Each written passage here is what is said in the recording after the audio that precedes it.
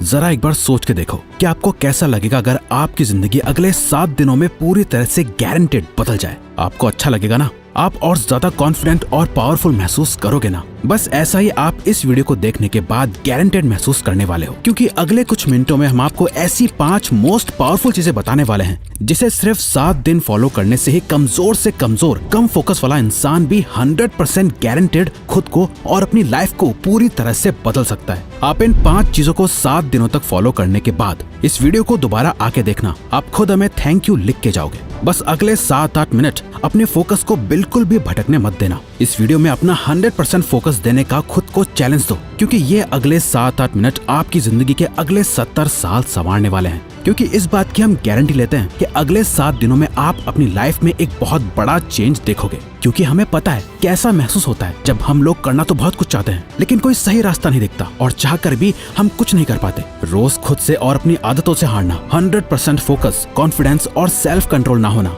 लोगों के बीच इंपॉर्टेंस नहीं मिलना, दूसरों की नजरों में क्या खुद की नजरों में खुद के लिए रिस्पेक्ट ना होना और इतना पावरफुल ना होना कि हम जो सोचें वो कर पाए, या कोई हमसे कुछ फालतू बोलने से पहले 10 बार सोचे। कोई बात नहीं, जो अब तक नहीं हुआ वो अब होगा। बस अब आपको इन 5 चीजों को अगले 7 दिनों तक फॉलो करना है, जिसमें से पहला स्टेप है step 1, phone of, screen of and mood on.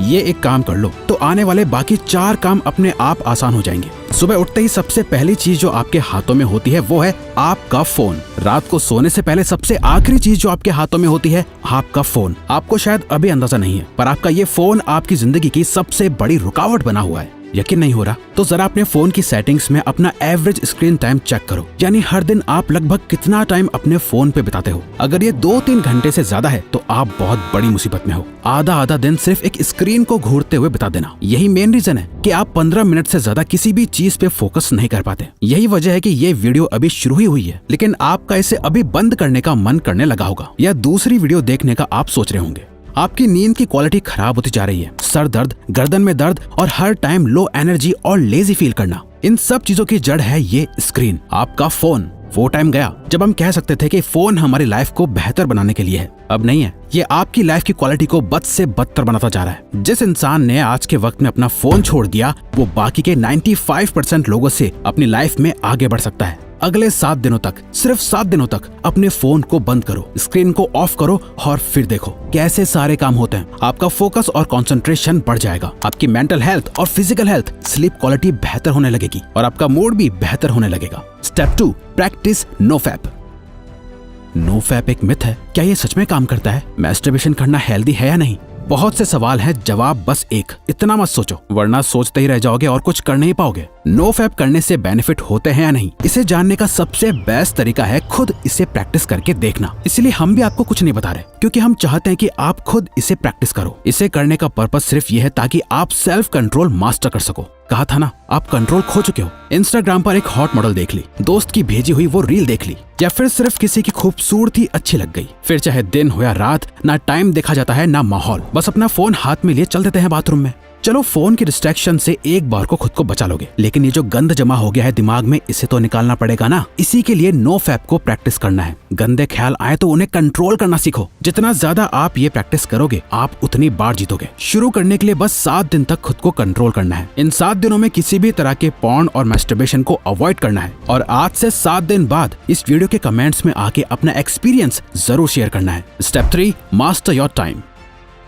जब भी आपको यह ख्याल आता है कि यार मेरा तो टाइम ही खराब चल रहा है, दरअसल आपका टाइम खराब नहीं चल रहा है, बल्कि आप अपने टाइम को खराब चला रहे होते हो। क्योंकि टाइम सबके लिए सेम ही रहता है, किसी के लिए सही या गलत नहीं होता, बल्कि लोग सही या गलत होते हैं, टाइम नहीं। आप सही टाइम पे अपना काम खत्म नहीं कर पा रहे हो। प्रोक्रेस्टिनेशन की ऐसी लत लग गई है कि चाहे कुछ भी कर लो, कितनी वीडियोस देख लो, बुक्स पढ़ लो, सारी दुनिया जहान की टिप्स एंड ट्रिक्स लगा लो, कुछ ना कुछ छूट ही जाता है, जिसका बाद में बहुत पछतावा होता है। स्टूडेंट अपने टाइम को मैनेज ना कर पाए तो वो फेल हो जाता है। एक जॉब करने वाला अपने टाइम को मैनेज ना कर पाए तो उसे नौकरी से निकाल दिया जाएगा। एक हस्बैंड अपने बीवी बच्चों को टाइम ना दे तो उसकी कोई इज्जत नहीं करेगा। अगर अपनी हेल्थ को टाइम नहीं दिया तो बीमारियां भी बहुत जल्दी पकड़ लेंगी। अगर आप कभी ध्यान से सोचो तो आपकी लाइफ क्या है? चॉइसेस है जो आप हर टाइम लेते रहते हो। लाइफ आपको कितने मौके देती है? हर दिन, हर घंटा, हर मिनट आपके पास चॉइस है कि आप क्या करते हो। वो करते हो जो आपके लिए करना जरूरी और सही है, या वो करते हो जो आप करना चाहते हो और जिससे बस थोड़ी देर की खुशी मिलती है। दोनों में बहुत फर्क है। एक आपकी जिंदगी बनाता है, दूसरा बिगाड़ता है।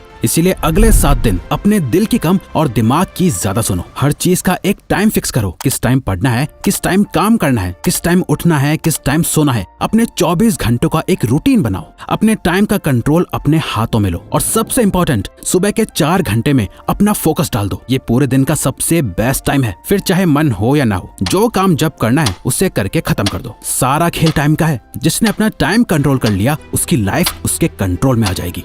Step 4, don't think, just do. अधिकतर लोगों में एक बहुत खराब आदत होती है, वो सोचते बहुत कुछ है लेकिन करते कुछ नहीं। और ये एक चीज हमें एक अच्छी लाइफ जीने से रोक रही होती है, ओवर थिंकिंग।